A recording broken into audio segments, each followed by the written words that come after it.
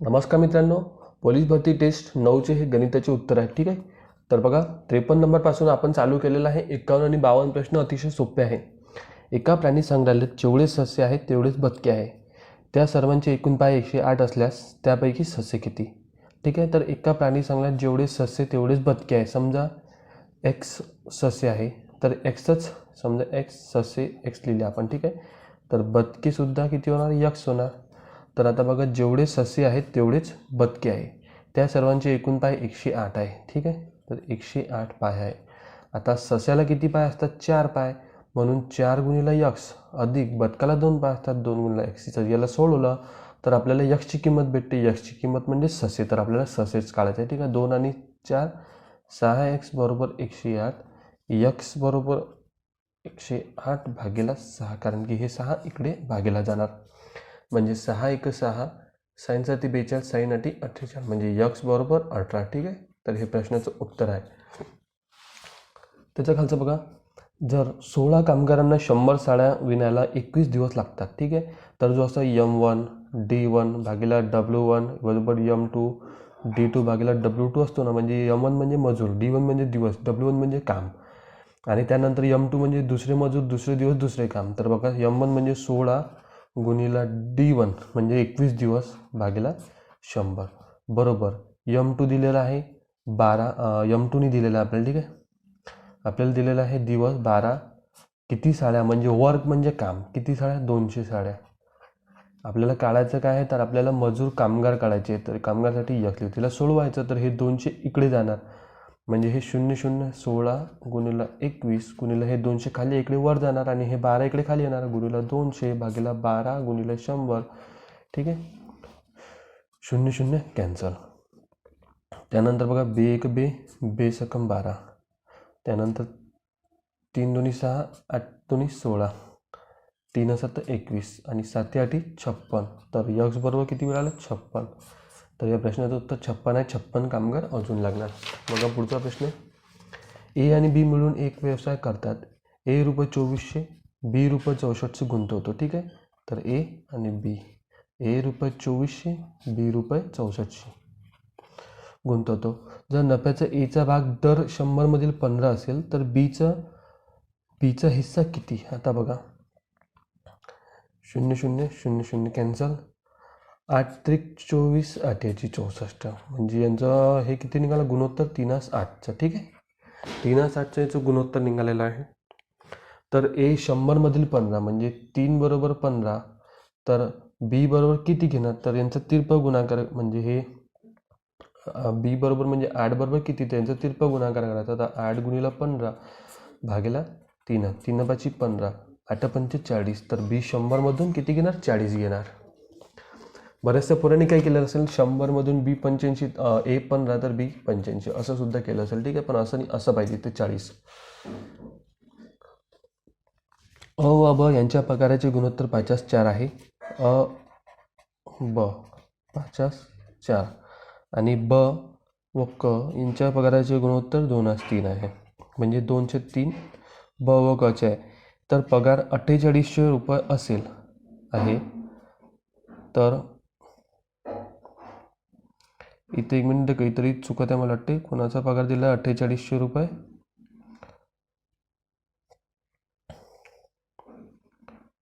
तर कचा पगार 48. ठीक आहे. यांच्या पगाराचे गुणोत्तर इतके आहेत. तर कचा पगार, ठीक आहे, कचा पगार 4800 असेल. तर बघा 4800 कचा पगार असेल, तर म्हणजे याचा पगार माहीत नाही आपल्याला, यक्स भागीला 4800 असेल. तर अचा पगार किती? तर पहिले बचा काढून घ्यायचे याच्यावरून, मग ब वरून अचा काढले. तर यांचा तिरप गुणाकार, म्हणजे 2 गुणिला 4800 भागीला 3, 3 3 16 16 16 32 16 3 48. ठीक आहे. म्हणजे बचा पगार निघाला 3200. ठीक आहे. बचा पगार किती निघाला? 3200. आपण एक्स ठेवला होता. आता तसंच 5/4 बरोबर. आता अचा पगार दिलेला नाही म्हणून वर यक्स लिहायचं, कारण की वर 5 आहे, खालीला यक्स म्हणजे बचा पगार 3200 लिहायचा.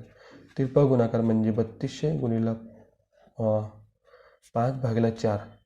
ठीक आहे. 4 8 32 म्हणजे 8 5 40. ठीक आहे. तर 4000 किती खनोचा पगार निघणार मग? अचा पगार. दोन संख्यांचा मसावी 6 व लसावी 180 आहे, तर त्या संख्या कोणत्या?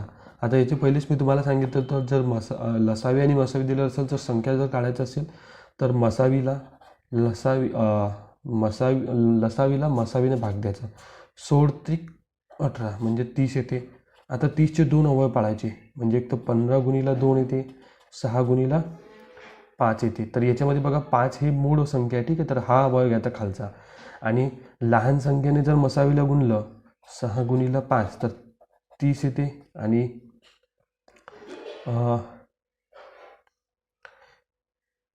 आणि मोठ्या संख्येने जर 6 गुणिला 6 जर मसावीला गुणलं तर मोठ्या संख्या मोठते. तर एक संख्या आहे 36 आणि दुसरी आहे 30, ठीक आहे. 30 आणि 36 त्या दोन संख्या आहे. एक स्कूटर 5 लिटर पेट्रोलमध्ये 280 किलोमीटर एवढे अंतर कापू शकते. म्हणजे 280 किलोमीटर अंतर 5 लिटर पेट्रोलमध्ये. तर 1 लिटर कितीमध्ये? तर 5 5 25, परत येतं 2 उरतात, 5 चौक 20, ठीक आहे. तर 1 लिटरमध्ये ते 54 किलोमीटर जाते. तर 224 जणांसाठी मग 224 भागिले 54, 224 भागिले 54. बघा आता 54चा फळा माहीत नाही, मग 6 9 54 असं लिहून टाकायचं. 9 2 18, परत तिथे किती उरतात? एक स्कूटर 5 लिटर पेट्रोलमध्ये 280, 5 5 25, 5 कम 30, ठीक आहे. तर 56 पाहिजे इथं सुद्धा. म्हणजे 56 एका लिटर पेट्रोलमध्ये 56 जाते, तर 224 कितीमध्ये म्हणजे 56. तर 56चा पाडा माहिती म्हणून 7 गुणिले 8 लिहायचं, ठीक आहे. मग बघा 7 त्रिक 21, परत तिथे 1 उरतो, 7 2 14, म्हणजे 32 भागिले 8, 8 चौक 32, ठीक आहे.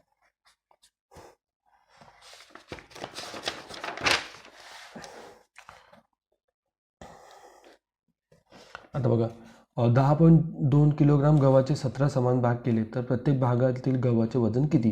10.2 म्हणजे आता 10.2 किलो म्हणजे 10,200 ग्राम, ठीक आहे. 10.2 किलोग्राम गव्हाचे. आता याला भागला 17 करून टाकायचा. हा तर प्रश्न अतिशय सोपा होता, बऱ्याचशा लोकांनी केला ना. 17 सकम 102 म्हणजे 600 ग्राम, ठीक आहे.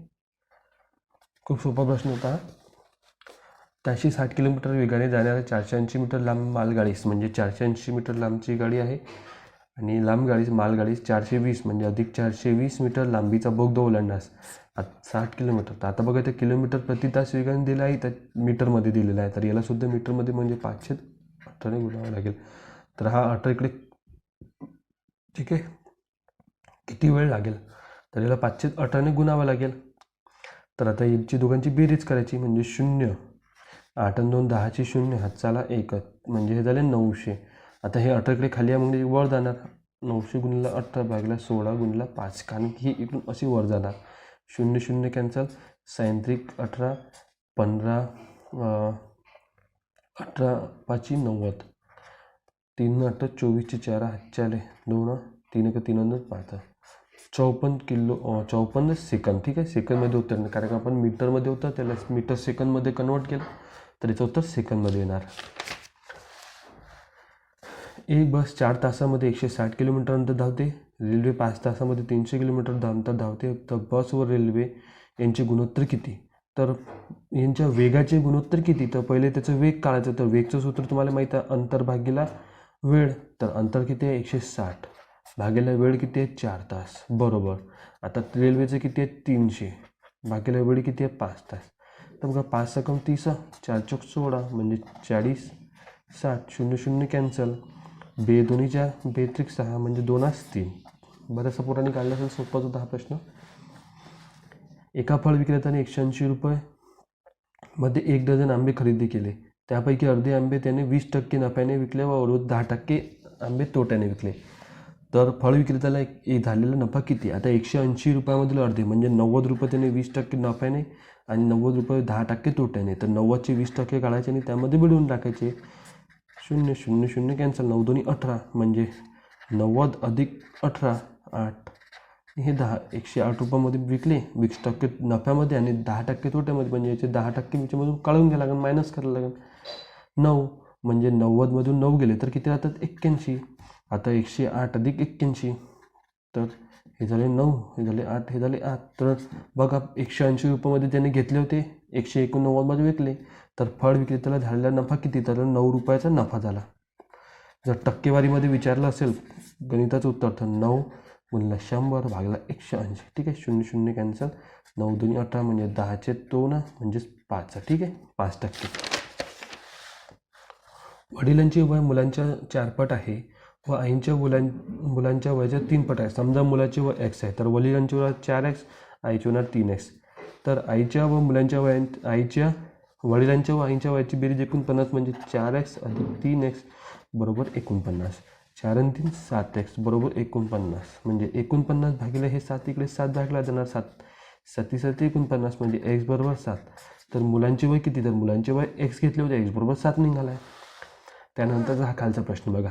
आता बघा हे प्रश्न सोडवासाठी बघा पहिले जे ऑप्शन असते त्यावर डिजिट बघायचे. ठीक आहे, बघा 9 5 45, 45ची 5 येणार, हातच्याले 4, 9 चोक 36 आणि हे 4, 40चे 0 लिहायचे. त्यानंतर खाली अजून 0 येतो, 8 पंच 40चे सुद्धा 0 येते म्हणजे 5 आणि हे 0 असं ज्या ऑप्शनच्या शेवटी असेल तो ऑप्शन येतो उत्तर असतो. ठीक आहे, तर बघा आता पुढचा प्रश्न. 1 - 2 अधिक 3 - 4 अधिक 5 - 8 - 19 बरोबर किती? तर आता पहिले बघा इथं धन संख्या आहे, इथं धन संख्या आहे, इथं धन आहे, इथं धन आहे, इथं धन आहे, यांची बेरीज करून टाकायची. तरी झाले 4 आणि हे 5 9 -2 -4 -8 -19. ठीक आहे, आता यांची बेरीज करून टाकायची आणि ते 9 मधून वजा करून टाकायचे. -2 अधिक -4 -6 -6 अधिक -8 -14 -14 अधिक -19 म्हणजे -33 9 म्हणजे 33 मधून -33 मधून -2 अधिक म्हणजे 33 9 मधून -33 केले तर 33 मधून जर 9 गेले तर किती राहतात? 24 राहतात, म्हणून 24 पण मोठ्या संख्येचे चिन्ह म्हणून -24 राहणार. ठीक आहे, बघा खालचं. 4 आंबे व 6 संत्री यांची खरेदी किंमत 32 रुपये आहे व 3 आंबे व 5 संत्री यांची खरेदी किंमत 26 रुपये आहे. तर 2 आंबे व 10 संत्री यांची समजा संत्रीची किंमत, आंब्याची किंमत x आणि संत्रीची किंमत बरोबर y. आपल्या पहिले असे भरपूरचे गणित झाले समीकरणावरचे. तर 4 आंब्याची किंमत म्हणजे 4 गुणिले x अधिक 6 संत्रीची किंमत म्हणजे 6 गुणिले y बरोबर किती? 32. ठीक आहे, त्याच्या खालचं 3 आंबे म्हणजे 3x अधिक 5y बरोबर किती होतात?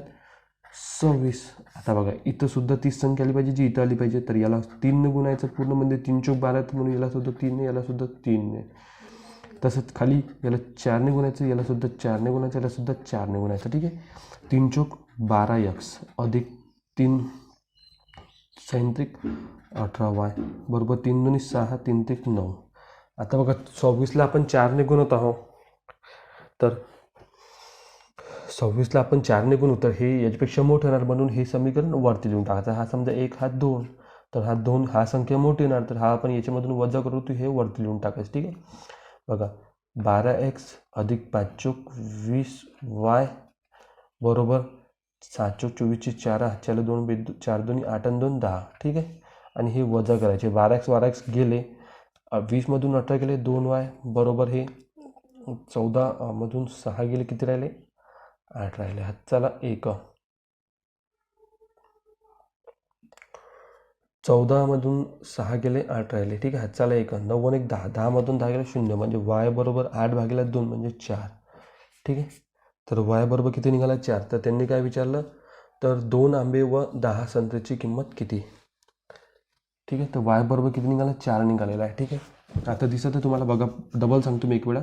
याला 3 न गुणलं तर याला सुद्धा गुणायचं आणि यांच्याकडून मायनस करून टाकायची. y बरोबर 4 निघतात. तर हे y बरोबर 4 जी किंमत आहे ते इथं ठेवून द्यायची. ठीक आहे, म्हणजे 4x अधिक 6y म्हणजे 6 चोक 24 बरोबर 32. 32 मधून 24 गेले तर किती राहतात?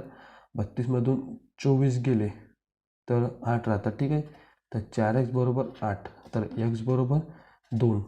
तर आता त्यांनी काय विचारलं? 2 आंबे. तर आंबे आपण काय घेतलं होतं? x बे 2 4 अधिक व 10 संत्री म्हणजे y. एका संत्रीची किंमत 4 रुपये तर 10 संत्रीची किती होणार? 40. तर एकूण उत्तर आला 44. ठीक आहे, जर 2x बरोबर 14 तर 7x वजा 49 बरोबर किती? म्हणजे 2x बरोबर 14 तर x बरोबर 14 भागिले 2 म्हणजे x बरोबर किती झालं? 7. ठीक आहे, बे 7 14 होतात. तर आता ही किंमत इथं ठेवायची.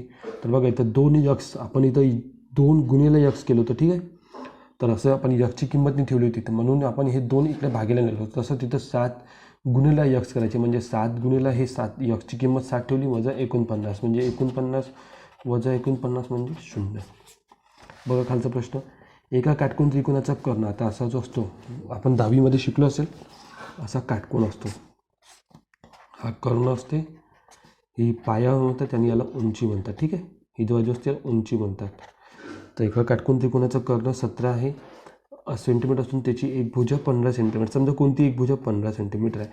तर आता पायथागोरसच्या प्रमेयानुसार, ठीक आहे, तर पायथागोरसच्या प्रमेयानुसार पहिल्या भुजेचा वर्ग, म्हणजे याला समजा ए, हे बी, हे सी, तर एचा वर्ग अधिक बीचा वर्ग बरोबर सीचा म्हणजे कर्णाचा वर्ग. तर आपल्याला काय दिलं आहे, कर्णाचा वर्ग 17 म्हणजे 17चा वर्ग म्हणजे 289. तसंच एक भुजा समजा ही बी दिलेली आहे 15, तर 15चा वर्ग अधिक एचा वर्ग, तर 15चा वर्ग 225 अधिक एचा वर्ग, हे 225 इकडे वजा होणार. ठीक आहे, 9मधून 5 गेले 4 राहिले, 8मधून 2 गेले 6 राहिले, 2मधून 0, म्हणजे एचा वर्ग बरोबर 64. तर याला वर्गमूळ करायचं, यालाही वर्गमूळ करायचं, म्हणजे ए बरोबर किती येणार 8.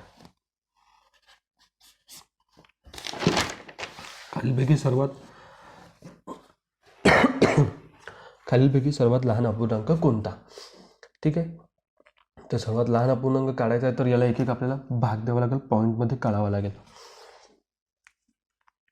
तर आता बघा 3 आहे, तर पहिले 3 भाग जात नाही, म्हणून 0 पॉईंट त्याचं 0चं 10 0 0चा भाग द्यायचा, मग पॉईंट द्यायचा, इकडे 0 वाढवायचा, तर 10 ते 30 होतात. ठीक आहे, 0.3 सर्वात लहान विचारलेलं आहे, म्हणजे सर्वात लहान किंमत कोणाची येते. परत इथं भाग जात नाही, म्हणून 0 वाढवायचा, इथं 0 पहिले 0चा भाग द्यायचा, मग पॉईंट देऊन 0 वाढवायचा आहे. तर 33, तर 33 एक 33 33 दोन्ही, मग 1 मिनटं, 33 7 1 21 1 हातच्याला 2 3 7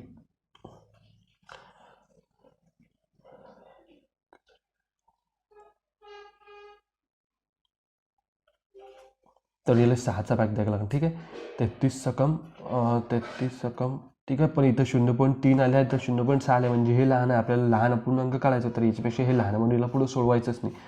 तसंच इथं पहिले वेगवेगळे भाग जात नाही, म्हणून बे 0 0, मग पॉईंट वाढवता 0, बे 5 10, तसंच इकडे 4 0, मग इकडे एक पॉईंट वाढवतात, मग आता बघा 4 2 8. ठीक आहे, तर अजून हे लहान येत आहेत, 0.2 ह्याच्या तिन्हीपेक्षा लहान आहे, म्हणून हा अपूर्णांक सर्वात लहान आहे. ठीक आहे, उत्तर 104 आहे, कारण की 0.2 हे 0.5 0.6 याच्यापेक्षा लहान आहे. जर पुढं सोडवलं तरी ते लहानच असणार, आणि याला जर पुढं सोडवलं तरी ते याच्यापेक्षा मोठंच असणार, आपल्याला लहान काढायचं आहे. मग याच्यावरूनच आपल्याला उत्तर काढता येतं, तर पुढं काढून फायदा नाही. ठीक आहे, आता बघा 82 44 64चे वर्गमूळ काढा. ठीक आहे, 82 44 64चे वर्गमूळ काढायचं.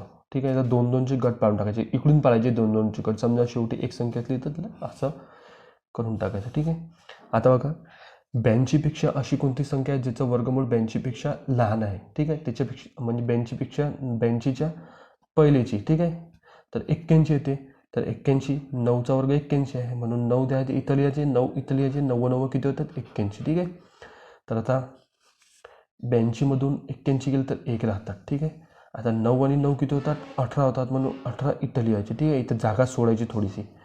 तर बघा हे एक आपण याच्यामधून हे घेतले, 1 राहिले, आता हे 44 खाली आणायचे. इथं अशी संख्या लिहायची ज्यांना गुणल्यावर 44 येते. ठीक आहे, इथं अशी संख्या लिहायची ज्यांना गुणल्यावर 44 येते. तर अशी कुठली संख्या नाही जे आपण 1 लिहिलं तर 181 44पेक्षा 144पेक्षा मोठं होतात, म्हणून 0 लिहायचं. परत इथं सुद्धा 0 लिहायचं आणि याच्यामध्ये 0 मिळवायचा. तर बघा 0 8 1, परत इथं जागा सोडायची थोडीशी, आणि हे 64, आणि हे याच्यामधून 0 वजा करायचे, तर 144 आणि हे 64 खाली येतात. परत इथं अशी एखादी संख्या फोडायची की ज्यानं याला गुणल्यावर, ज्यानं पूर्ण संख्येला गुणल्यावर एवढं येते. तर बघा आता इथं पण 4 जर ठेवलं तर 4 चौक 16 होतात, 2 जर ठेवलं तर 2 बेदोनी 4, म्हणजे 4 शेवटी येतेच, आणि 8 सुद्धा ठेवलं तर येते. तर इथं 8 जर ठेवलं आपण, ठीक आहे, तर 8 आणि 8ने गुणून पाहायचं. ठीक आहे, तर एवढं येते का 8 8 64 4 हातच्याले 6 8 0 0 आणि 1 6 8 8 64 4 हातच्याले 6 8 1 8 8 6 14. ठीक आहे, आलं एवढं, म्हणजे इथं सुद्धा 8 लिहायचे, कारण की आपण इथं 8 लिहिले होते, याच्यामधून हे मायनस करून टाकायचे, म्हणजे 0 0 हे झालं याचा वर्गमूळ. ठीक आहे, तीन मूळ संख्यांचा गुणाकार 1001 आहे, तर त्यापैकी सर्वात लहान मूळ संख्या कोणती. आता यामध्ये काय करायचं, जे ऑप्शन असते की नाही त्यावरून सुद्धा तुम्ही काढू शकता. ठीक आहे. ऑप्शनने एक एक संख्येला भाग देऊन पाहायचं, त्यावरून काढून टाकायचं. ठीक आहे. हा प्रश्न तशी 1001 भागीला जी क्वेश्चन 7 असेल तर 7ने भाग देऊन पाहायचा आणि मग त्यानंतर जे संख्या आहे त्याला भाग देऊन पाहायचं. ठीक आहे. त्यानंतरचे क्रमाक्रमाने निघून जाते, कारण की 3 मूळ संख्या आणि गुणाकार काढत बसलो तर भरपूर जण. बघा आता खालीलपैकी कोणती संख्या 5 व 6च्या दरम्यान आहे. ठीक आहे. आता बघा यांचंसुद्धा तसंच सोडवावं लागते आपल्याला, म्हणजे पॉईंटमध्ये काढावं लागेल. 5 आणि 6 हे दोन्ही धन संख्या आहे. ठीक आहे. आता हा ऋण आहे, हा सुद्धा ऋण आहे, म्हणजे ते याच्यापेक्षा लहानच येणार आहे, सोडवून काही फायदाच नाही, म्हणून ते दोन्ही सोडवायचेच नाही. आता बघा 15/3 17/3 15/3 17/3. तर आता बघा 3×5 15. यांनी काय म्हटलं 5 व 6च्या दरम्यान, तर 5 हे 5च्या बरोबरीचे आहे, त्यांच्या दरम्यान पाहिजे, तरी पण याला सोडून देऊ. 3×5 15. परत पॉईंट दिला 3 उरतात, 2 उरतात, पॉईंट देऊन इकडे 0 वाढवला, 3 सक्कम 18. तर बघा 5 पॉईंट आणि परत 2 उरतात, तर असं 6 सुरू आहे, तर हे 5 व 6च्या दरम्यान ही संख्या. ठीक आहे. तर याचं उत्तर 17/3 आहे. बघा पुढचा प्रश्न. ठीक आहे. 72 त्यानंतर 74चं 17/3 आहे. त्यानंतरचा प्रश्न आहे हा प्रश्न. तर हा प्रश्नाचं मी भरपूर पाहिलं, याची काही ट्रिक मला भेटली नाही, हा पेपरामध्ये आलेला प्रश्न आहे. तर 17चं गुणाकार 4 वेळा करायचं आणि अधिक 19चं गुणाकार 3 वेळा करायचा. तसंच 17चं गुणाकार 4 वेळा म्हणजे 289, 17चा वर्ग गुणिले 289 तुम्ही असं सुद्धा करू शकता. आणि याचं 319चा वर्ग आहे, 361 गुणिले 19 असं करू शकता. ठीक आहे. हे जर सोडवलं तर पुढं याचं उत्तर तुम्हाला भेटून जाईल. ठीक आहे. तर याची जर ट्रिक असेल तर तुम्ही सांगू शकता. मी तसं शोधलं आहे, तसं मी अजून पाहत आहे. ठीक आहे. धन्यवाद मित्रांनो. Thank you friends.